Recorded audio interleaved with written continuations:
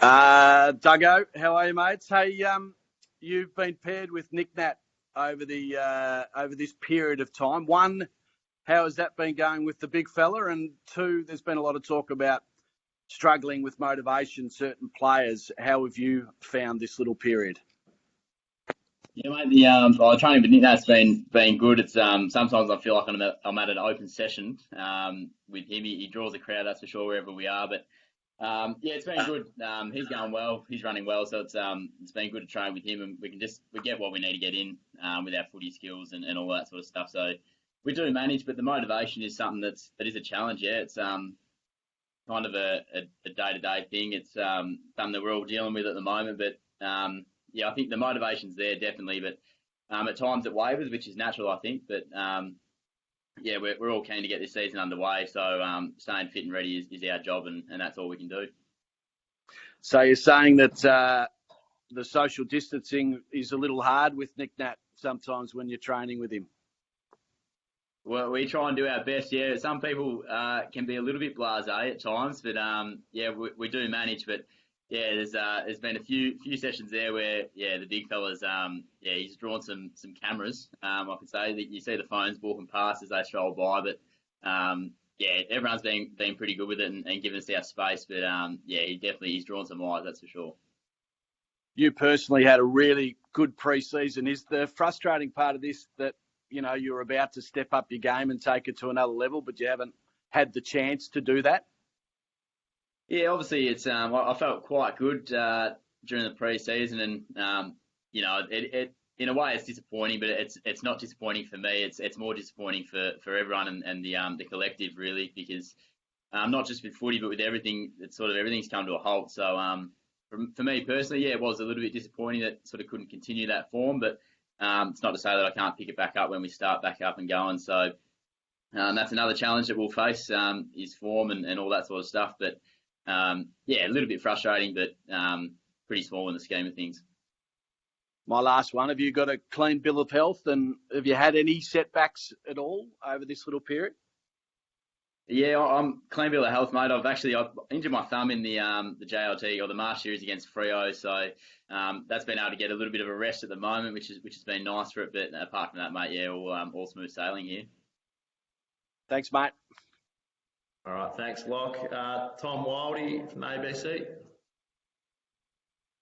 Thanks, Trav. Hi, Liam. How are you? A couple of weeks, Simo said he hadn't even heard of Zoom or video conferencing until a few weeks ago. What's it been like having team meetings and stuff over sort of like video conferencing, and what are the challenges that come with that?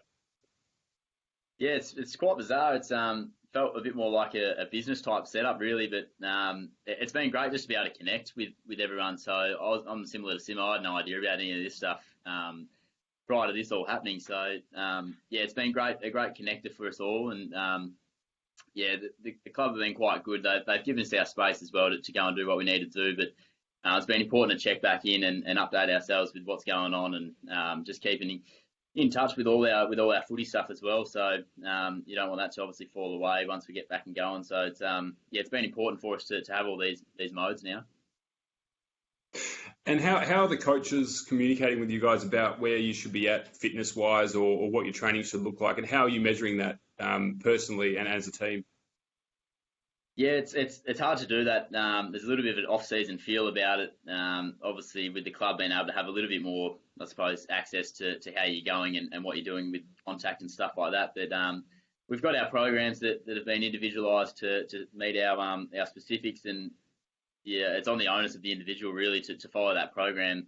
We've got full trust in our fitness staff that they'll give us the best program to get us right and ready for when we do start back up. So it's basically on you to get there, and it is hard to measure at times, especially when you're training with a 200 centimetre tall ruckman. Yeah, it's not really ideal there, although he is quicker than me. It's a bit hard to match, but yeah, it's just on you to know that you're doing the right thing, really. Just one more. What's the communication been like with the club in terms of a return to sort of clubland training, and how do you feel about a hub set up for footy games to get the season back underway? Yeah, the club really haven't been able to give us much more than what everyone else knows. It's we're obviously all waiting for the call and a date and all the likes. But yeah, the club they've been good. They've kept us updated with everything that we've needed to be updated on. But at this stage, yeah, we're all sort of in the dark a little bit. Obviously, there's a lot to go under the bridge there. But yeah, the hub stuff. I haven't had too much of a think about it really, but like everyone's just keen to get going, get playing, and I think we're pretty open to however they want to do that. So that's the biggest part from us. We're ready to go, and we'll be waiting for the call. Great, mate. Thanks. Thanks, Tom. Tanya Armstrong from Channel 9. Hello, Tan. Tan, I think you might have your microphone muted. There you go. Right, Tan, you there? No, all right. We might come back, Tanya. Shane Hope from AAP. Yeah, can you hear me there, Trav? Yeah, got you, mate. Go for Yep. it. Liam, just another sort of bigger picture one. The AFL draft age has been talked about a fair bit. Have you got any thoughts on whether it should be lifted and what it's like for younger guys moving into state when you're so young? Yeah, well, I haven't had too much of a think about it really. There's probably something that I haven't done is kept up to date with all the littler things, or I suppose it's a big thing, but what's going on in the background, sort of just looking for that date. But yeah, look, I don't have too much of an opinion on it. I think there'd be pros and cons either way. I was drafted in my 18th year and it worked fine for me. You know, an extra year, I don't know what it means in the future. I suppose there's plenty of 19-year-olds that have been drafted and done a great job coming in, but there's plenty of 18-year-olds as well that have done just as well. So I'm pretty impartial on that one. But yeah, I suppose, you know, I back those blokes making the decisions to make the right one. So, but yeah, pretty on the fence for that one. Have you tried to sort of steer clear of a lot of all that little talk? Like you said, you hadn't sort of kept up to date with it. Have you got away from the footy bubble in a sense while you're in isolation? Yeah, I think it's important to more so because there has been a lot of speculation, a lot of things flying around, not just in the footy sense, but in the whole, I suppose, COVID-19 picture. There's just been a lot of stuff floating around. So I'll try to sort of pick and choose what I want to read and stuff like that. But yeah, I've got to admit I'm probably not as up to date as what as some would be, but.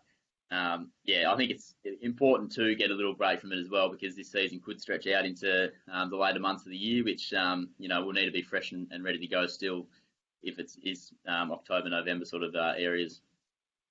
That's great. Thanks, mate. Thanks, Hopey.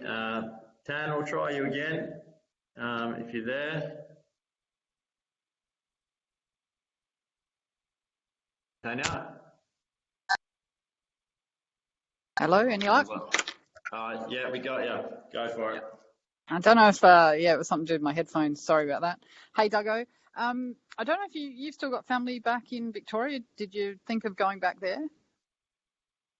Yeah, I did. It was just, it all happened very quickly. Obviously, we played on the Sunday, and basically by the Monday, you pretty much had to make the call. And it was just a little bit too hard logistically for me to get back. And, you know, obviously, got my own life set up here as well, so it was just a little bit hard to up and leave. So, but yeah, it crossed my mind, but it was always probably going to look like staying in Perth. There's talk of you guys getting back and having a 3-week pre-season. Is that going to be long enough to ramp it up again? Yeah, I think so. Like I said, it's the onus is on the individual at the moment to be doing their program and putting your trust in our fitness staff, and I do that 100%. So. Whatever it is, 3 weeks would be fine with me. I think I'll be ready to go with that. But yeah, I think 3 weeks as a blanket sort of period would be enough. What about talk of playing games every 4 or perhaps 5 days? How would that go with the body? I might be okay. Still young enough, I think. But yeah, it'd be tough. We're going to need a sort of a full squad. To tackle that situation. So, yeah, there'll be a couple of older boys and the bigger blokes that could take a toll on, but that's where the squad mentality and the strength of your squad will show through. So, personally, I think I might be okay, hopefully, touch wood, but yeah, it'll be tough going.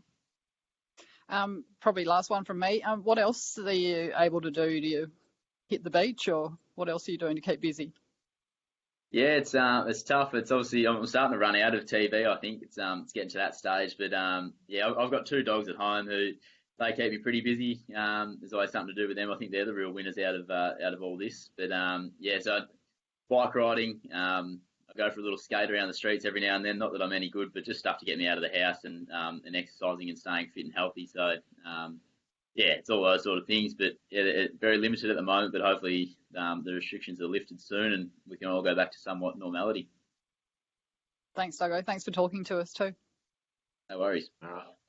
Thanks, Tanya. Ashley Nelson from 6PR. Hey, Trav, can you hear me okay? Yeah, got you loud and clear. Perfect. Hey, Liam. Just first off, what's been the positives of this quarantine period and training? Has it been nice having the responsibility thrown back on you to be prepared for the season? Yeah, I suppose you can always look for the positives in it. I think there's been some great things around connection, I suppose, with other blokes that normally I wouldn't text or some of the other boys won't sort of contact outside of the footy club and footy hours. So there's actually been, I went out and bought a PlayStation as well, just purely to play against the boys. My mates back home as well. So there's been somewhat greater connection, even though we can't see each other face to face. I think I've built some good relationships just sort of digitally and virtually. So it's been quite good in that sense. But yeah, I suppose you learn a little bit about yourself and your training methods and your motivation levels and how to get going by yourself, because there is times, I suppose, for the first and second year boys, they haven't done an off season before and they've got pretty much a practice run at it now. So there are positives to take out of this situation.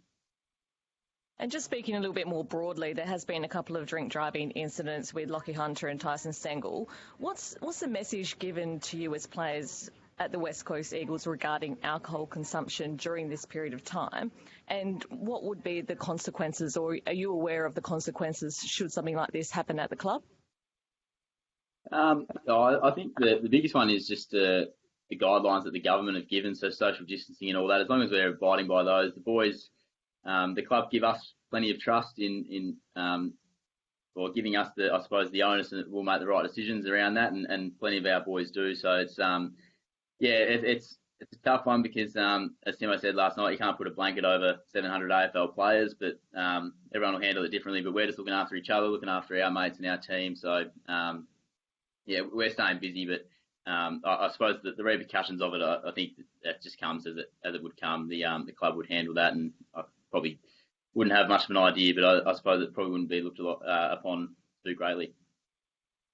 And just finally, as Lockie mentioned, you were showing good form, especially off the halfback early in the season. What were your individual goals heading into this season, and what are you hoping to still sort of achieve if the season gets going?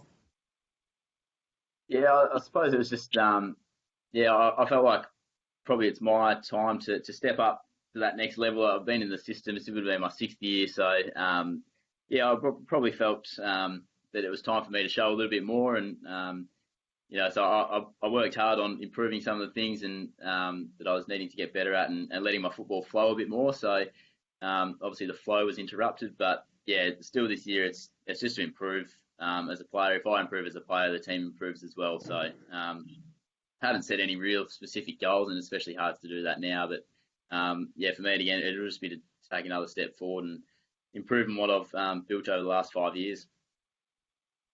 Yes, thanks so much. No worries. Thanks, Ashley.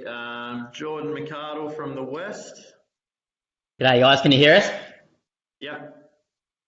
Great. G'day, Liam. Just wondering, Simo's talked a little bit about soft tissue injuries and players overtraining. How do you make sure personally that you don't sort of overtrain and overdo it? Again, it's back to that program that we're prescribed by our fitness staff. I'm never really in too much danger of overtraining. I always try to stick to what's needed. But I think it's important still that we've got to warm up properly. You can't just sort of roll out of bed and go straight into a 6 to 10K session. So there's plenty of measures that we've learnt through being at the footy club in preparing your body for a training session, and I'm sure the boys that have had would. Are you worried about any of your teammates overtraining? Is there anyone that you're particularly concerned about that would go a bit too hard? Oh, there's a few boys out there that love their fitness side of things, and I'll put my hand up. I'm probably not one that enjoys going out for a run and stuff like that, but I do enjoy football training. But I'm not sure when I finish up I'll be walking out the door and going for a run every day. But I think the boys are probably smart enough to know that they probably shouldn't be overdoing it at this time. And the boys that have done them, like I said, I don't doubt that they're doing their program properly and sticking to all the measures. But there's a few boys that love it, but I think they'll be smart enough to know the measures here.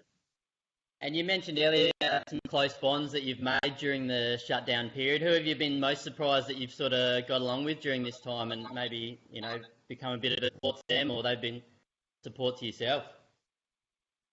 Yeah, it's a good one. I sort of Xavier O'Neill's a young bloke. He's a Victorian, obviously, and I get along with him really well at the club. But I ended up texting him the other day, and we just started talking. We texted for 2 days straight, talking about all things, bloody random stuff. But it was just good to have a chat with him and see how he was going back home at the moment. And it's little things like that if I wasn't at the footy club, maybe I don't text him very often. So it was good. I enjoyed that conversation with him. On Xavier, is he one of those guys you're looking forward to potentially getting a gig when the shutdown is over? Yeah, mate, he really impresses me. X does. He's powerful. He sort of reminds me a little bit of Luke Shuey when he breaks away with his speed and his ball use. So I think he's got the tools. I think so. When it all clicks for him, he'll be a player to watch. He'll be pretty happy you called him Luke Shuey. Yeah, I'm not sure Luke Shuey would be. Oh, that's perfect, Liam. Thanks for your time, mate. No worries. All right, thanks, Jordan. Lockie Byrne from GWN. G'day, can you hear me? Yeah. Sweet. G'day, Duggo. There's a few boys that were coming into the season, Tommy Cole and Jared Cameron, that are coming in injured. Do you think they're seeing this time as a bit of a blessing in disguise? Yeah, definitely. I think they probably would too. It's it's not going to mean that they miss much footy with their current injuries, but I suppose that you can give it rest and all the stuff that it needs. But the one thing that you probably missed out on is the hands-on physio every day and the access to the doctors and all that sort of stuff. So it's a little bit give and take there, but definitely for the rest period that they needed, this time has probably come at a nice time for them. So they won't miss out on too much, which is good for those boys. Yeah. Do you know what that recovery program is like, not having the doctors and everything to talk to? Yeah, it's obviously it'd be similar to this. There'd be Zoom catch-ups and whatnot, and again, it's over to those boys to know that they're doing the right thing, and they'll have their rehab given to them before we would have left the club, or that would continue to come through over the phone. But yeah, it's just on them to treat it with respect and get it right, because it has worked out quite well for them, and they may miss no footy at all. So it's just over to them, but it's not much different just without the hands-on, really. Yeah, and just one last one. Have you heard much from Willie Rioli? Do you know how he's doing? I haven't touched base with Willie lately, no. So I think he's going all right up there still. It's probably not a bad spot to be at the far north at the moment, away from all this. So unaware of how he's going at the moment, but that's probably another bloke that I should touch base with soon. So it's a good idea. Thanks, mate. Cheers. All right, thanks, Lockie. Matt Walsh from ESPN. You got me, guys? Yeah, mate. Yep. Awesome. Duggo, normally by now you might have travelled interstate 3 or 4 times for the year. But how has this sort of extra time helped the body in terms of the travel fatigue you might have been having by this time in a normal year? Yeah, it's unusual. I suppose it was a bit hard to put yourself in the shoes there, because we've only played the one game, I suppose, during the season. So it almost felt like we hadn't started, and we're still waiting for that kickoff. But yeah, obviously, we would have travelled. I think we might have been due to be in Tassie this weekend, which is a big trip. So I think it will hold us in good stead once this season does start up. If we are playing games 4 or 5 day turnarounds, then this little rest period will be great for what might be to come. So it's definitely unusual to be feeling this way getting towards the end of April, but I suppose we'll take it. It's a good thing, so we'll see how that holds us up at the end of the year. Is it something the club has spoken about at all, not having to do sort of stringent recovery after an overnight at home or something like that? No, it hasn't really been mentioned. I think it's just part and parcel with it all at the moment. It's everything's new to all of us really. So it's not something that's been openly mentioned, but I'm sure all the boys are feeling the same when they actually think about it. That they'd be unusual to be feeling this way, as I said. So it would have been nice. My brother's 21st is next week, and I would have planned to stay over after Tassie, just flying back up to Melbourne. So that's one negative about not being able to travel at the moment. But the body's feeling good all in all. If there is something like a footy hub, if it eventuates, or even if just with a regular shortened season, how would the lack of travel so far benefit the group compared to a regular season, given you are all pretty used to being on a plane basically every second week? Would you definitely feel fresher? I think so. It's sort of something, again, I probably haven't thought about too much in how that all looks, but there's no doubt that the plane gets a bit strenuous at times, but I think the flight home is always the killer is after the game. It's flying over is all good fun, but flying home sometimes gets a bit tough. So if we're in hubs and that's not happening, then the recovery time probably does shorten, which helps us turn around quicker. But as I said, it's not something I've thought about too much, but enjoying no travel at the moment, I suppose. All right, thanks, Matt. Over to the draft guru from AFL Media, Cal Toomey. You with us, Cal? No, all right, can't hear Cal. Ryan Daniels, I think you should be Ryan. Yeah, you got me. Cal, are you there? Go ahead, mate. Fire away. No, all right, no Cal. And I think this might be Ryan. Is that you, Ryan? Yeah, that's me. You got me? Yeah, got you, mate. Go for it. All right, we got there. Lee, you pretty much answered everything, but I suppose the thing would be a lot of the different clubs are going to come out of this. Some of them have been preparing better than others, and some of them are going to be in a really good position to succeed. Are you pretty confident that you guys have handled this as well as you could? I know it's a weird world. And also, I suppose on the other side of that is, are you really confident that all of your teammates are going to come out of this in great shape, and there's not going to be a few carrying some extra kgs or, maybe haven't looked after themselves completely? Are you really confident in that? Yeah, I'm confident in that aspect that all the boys will be doing the right thing. I think that's the great thing about our group is a pretty driven group, and I think our leaders, it stems down from our leaders, but I think we've got a pretty responsible group that'll come back in great shape. And as you said, it's hard to measure up against the other clubs. So it's an unusual time because it's a bit like the off-season feeling because you just never know where you're at. But I think I've got full belief that everyone's doing the right thing. And the big message before we left was we're going to need everyone this season, especially if it does get to short turnarounds. We're going to need a full list healthy, ready to go. So I think the boys will be doing the right thing. And just on your own development, I suppose for years and years it's been, because you were taken effectively as a midfielder, it's been, okay, when is he going to be a midfielder? And it's coming. Do you even worry about that now? I mean, the midfield is stacked. You looked really good off halfback. Are you sort of thinking, well, now maybe I am a halfback and maybe I can sort of move into Shannon Hearn's role once he goes and that sort of stuff? Is that where your head's at now, or do you even care about the midfield stuff? Yeah, it's still floated, the midfield stuff, I suppose, within the four walls. But, I think even training it quite a bit this pre-season, it's I sort of always just fall down back again. So, and I'm really happy with that. I'm quite confident down there now and working with the back 6 or 7. So, if that's where it is for me for the foreseeable future, then I'm very happy with that. But the funny thing is, I drafted to West Coast, obviously, and backline was the last retreat, really.